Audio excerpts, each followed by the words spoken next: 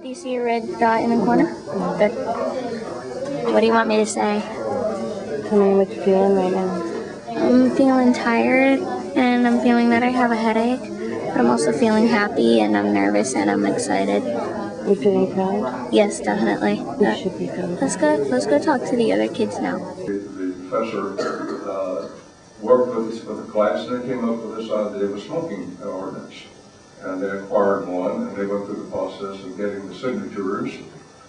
And that's the most difficult thing in the world, is to get signatures. I was really surprised that a class in 7th or 6th graders were able to get that many signatures in such a short period of time. There's a time limit process in there.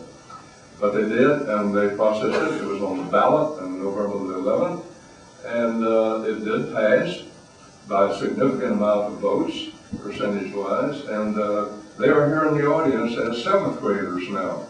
So they've grown up 1 year. And if you've ever been to Georgia, there's a town over in Georgia named Savannah. Well, we have Savannah sitting right down there, right now next to the professor. We'd like to present make a presentation to us tonight. And Savannah, you're on, and I can see you above the podium. Hey, how about that?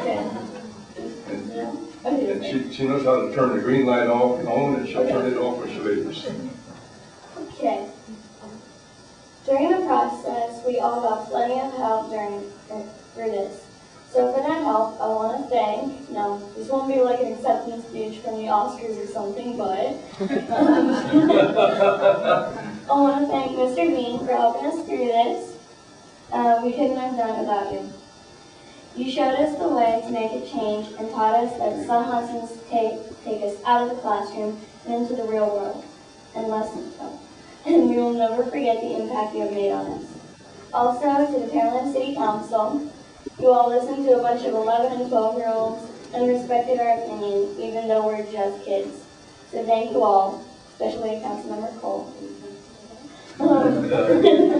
for teaching us the political process for making a change without picketing and protesting.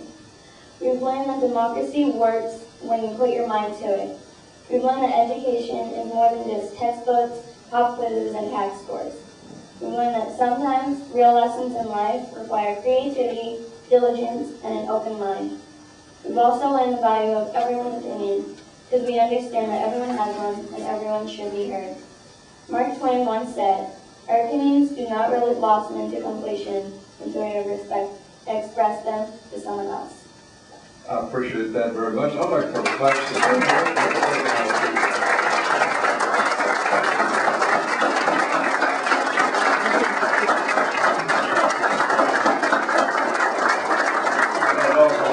To stand up and recognized as being a guidance and helping the process. Great.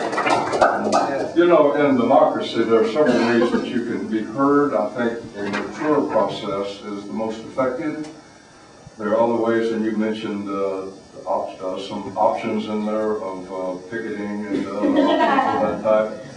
The mature way is the way you went about it. You studied the issue, you made a mature decision on the process you felt was best, not for you, but for the entire citizens and community. And you went about it the right way. You looked up our city charter and you followed the process, the democratic process of the referendum initiative. And you did it in a manner, and I think that you have learned something in the process, and we've learned something too. We've learned that our young people are pretty sharp. And I appreciate each one of you. We are in good hands with young people like you, and I want to give you a personal applause for myself.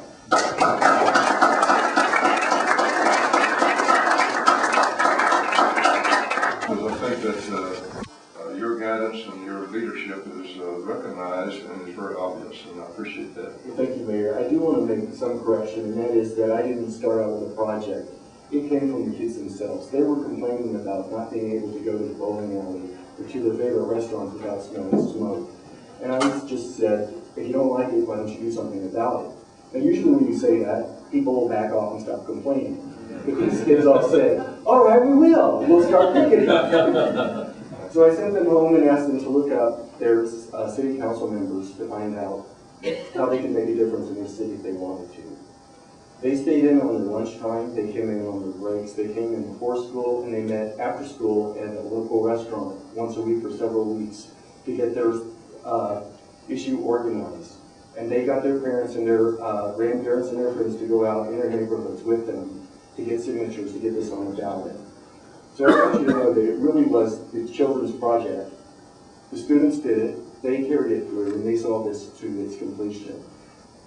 I was there to kind of help to guide the way, but I didn't know how this process works. I'm not a political person, so it was all a learning experience for me as well as them.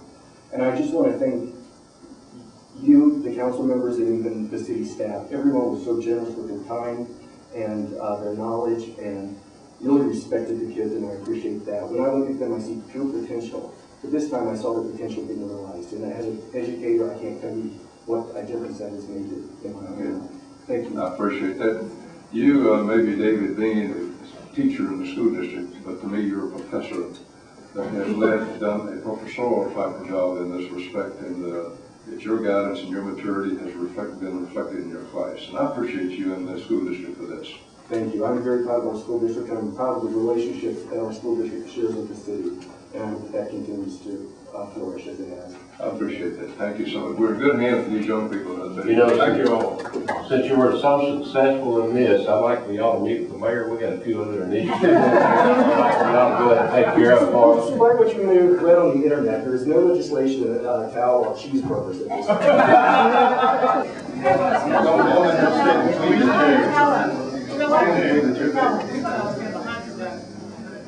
Carol will orchestrate. We'll do that right position.